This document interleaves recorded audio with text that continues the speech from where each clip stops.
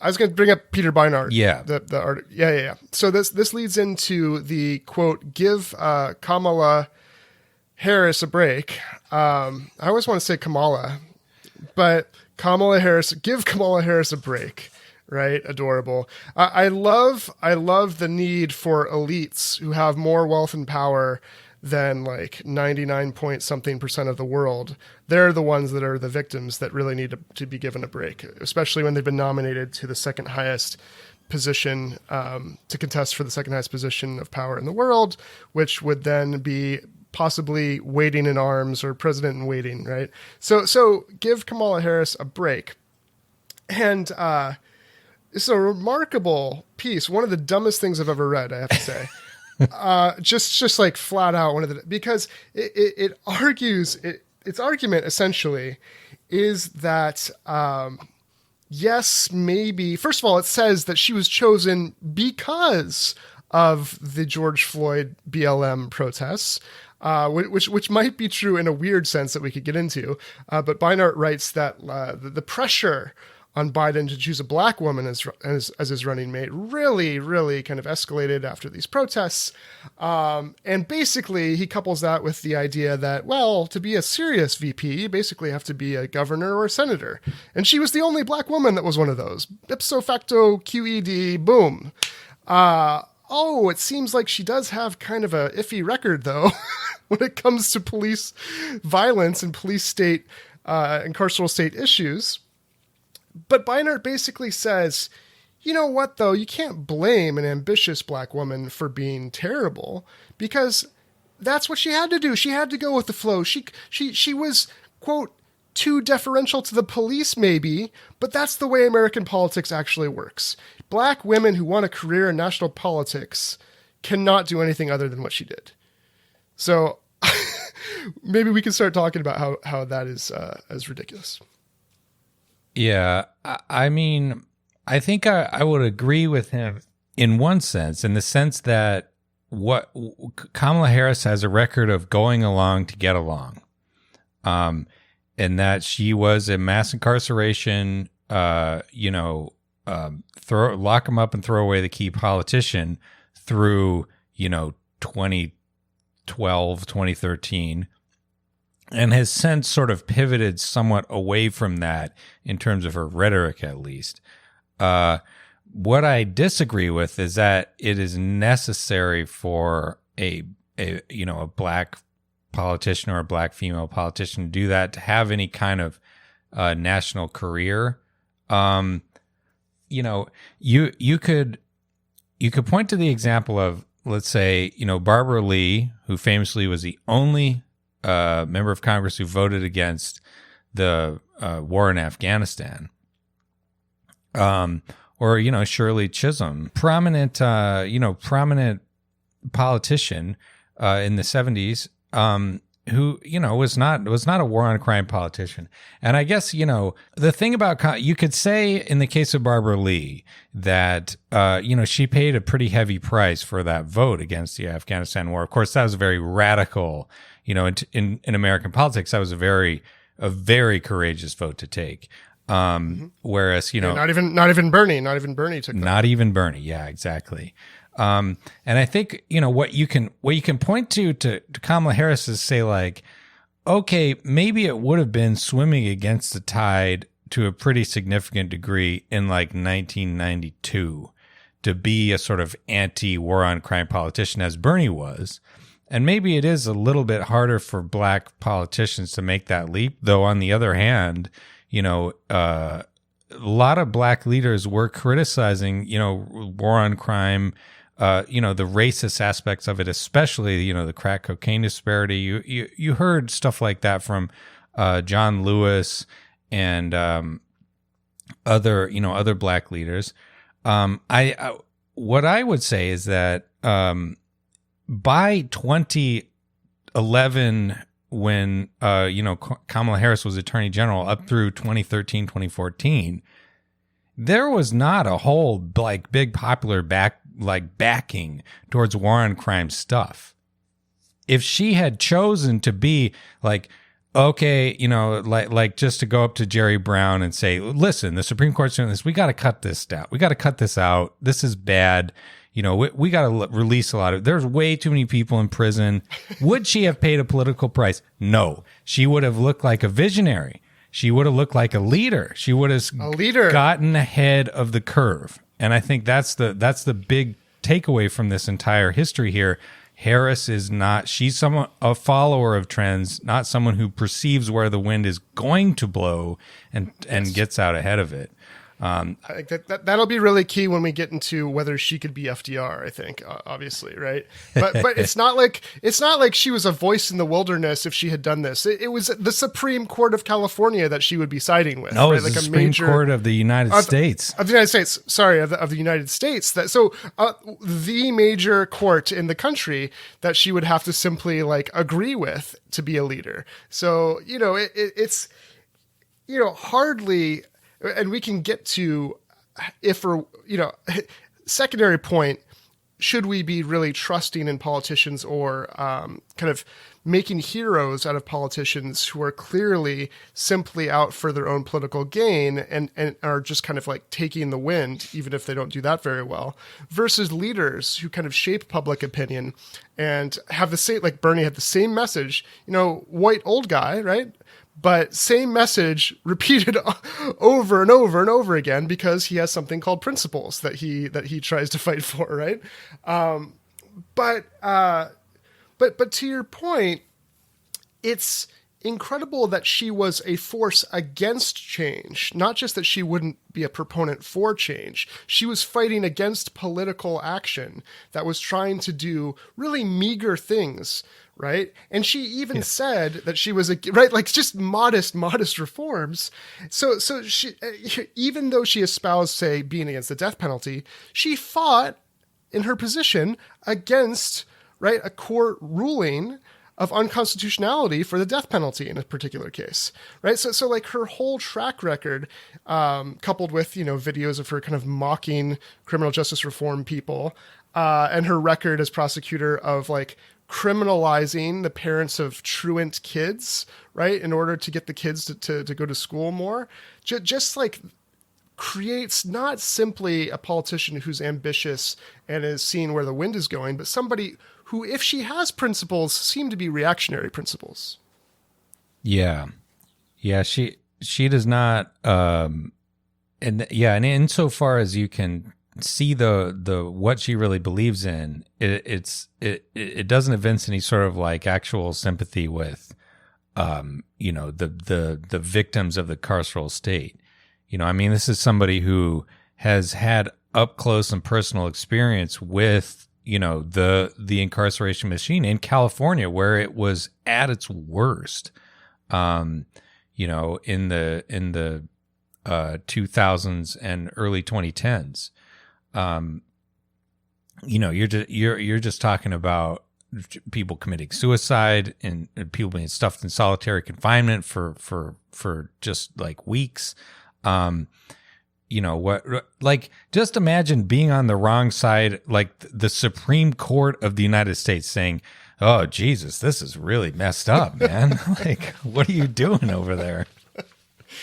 And we're not talking about the Warren Court either, what I mean? No. Yeah, right. The Supreme Court, in back to its historical, average of being incredibly reactionary and, basically in the pocket of big business. Still in that case, looking at if you built a prison to hold this X number of people and there are 2 times X number actually inside it, that's kind of weird, man. You should do something about that. Her office was even chastised for, quote, levels of indifference, unquote, to defendants' constitutional rights in its failure to disclose information about a scandal in their crime lab's drug analysis unit that led to the dismissal of 700 cases. A technician had been skimming cocaine and tampering with evidence. She's also corrupt in non-criminal justice issues as well, being tied to big tech. Her brother-in-law is general counsel for Uber. I think her husband is a Silicon Valley guy. on the list of donors that are billionaires. She's one of the top ones, right next to Biden. So to the issue of her identity, though, and this is maybe we can kind of connect her policy positions in her career to this. It's a sad thing when pushing for equality means we simply want the oppressors to be a different gender and different race, right? Like we just want, right? And it's that, hire more female prison guards thing, right? It's not truly socialist or even liberal or in any way liberatory or emancipatory to simply kind of like rearrange the chairs on the Titanic or whatever, or to think that like, hey, at least those rulers that are oppressing me look like me.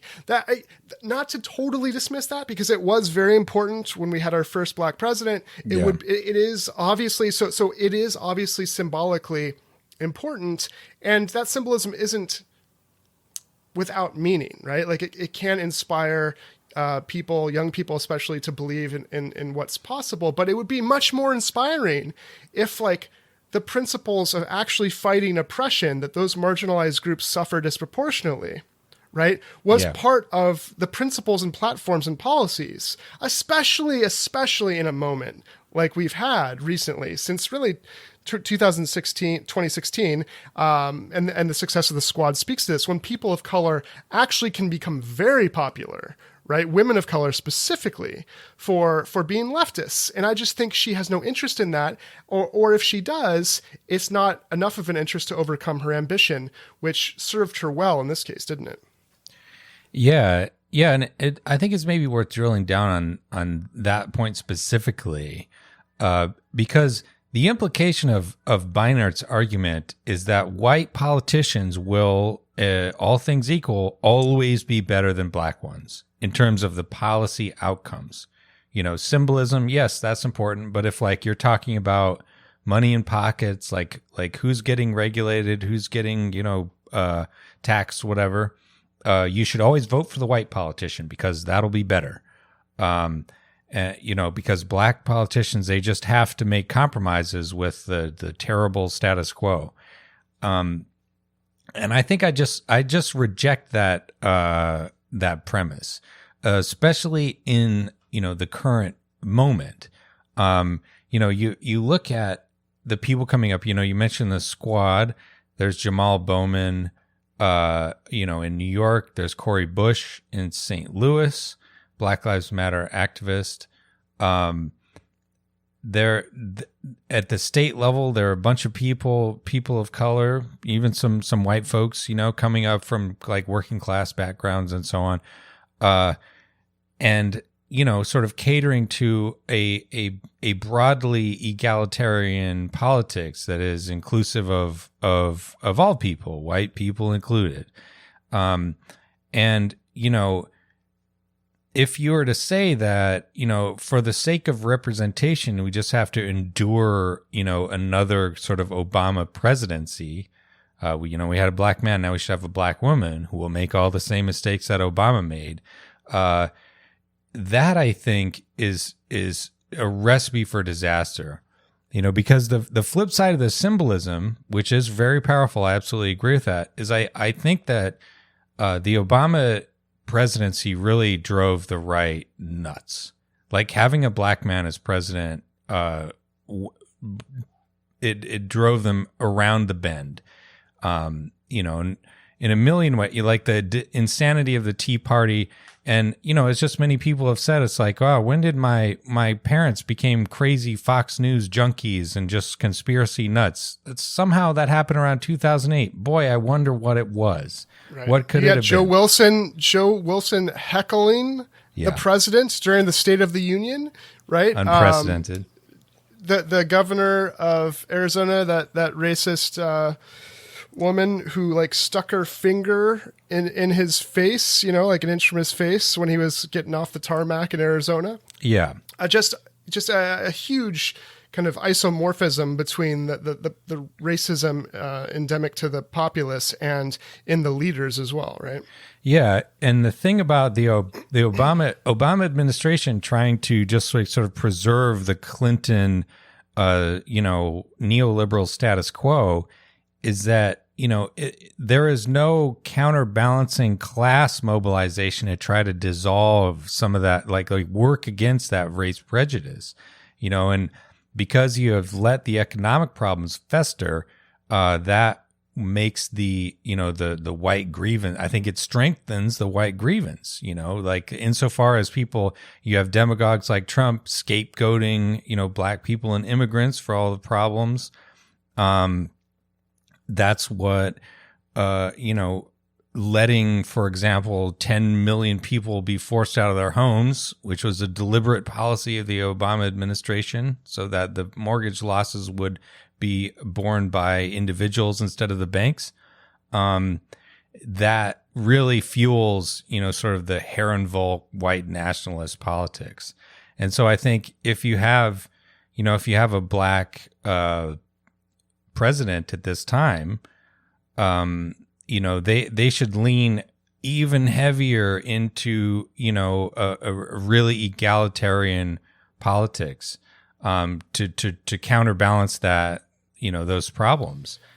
Sure, because what it does is it strengthens the terrible material conditions that exacerbate not only racism and the disparate outcomes for marginalized groups, but also harms all people and then builds those resentments that you spoke of. And it also says, look, we had a black president. Why are you people still complaining? I'm suffering too. You had your chance. What about my chance?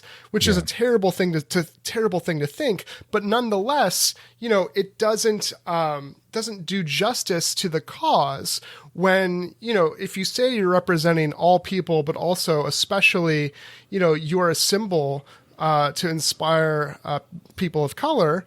Well, when you kind of deprive them, like Obama's administration did, of the most wealth that people of color, that African Americans especially, had accumulated through home ownership, when you had a slush fund to actually help them out, when you don't address things like mass incarceration, and then for Kamala Harris, when you actually exacerbate the pain and suffering and harm communities of color in this way, but then are exalted as like the kind of token candidate whose success, whose very appointment to the position is itself kind of a huge victory, then you kind of erase all the actual structural problems that need to be addressed, and further exacerbate those conditions that make those problems worse.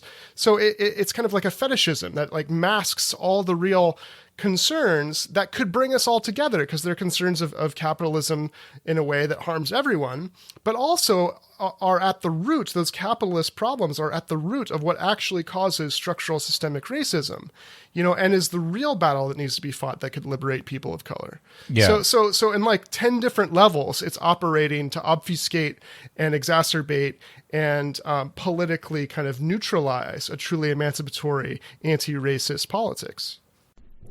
That's the end of the preview, folks. If you want to hear the whole episode, you can go to patreon.com/leftanchor. Thanks for listening.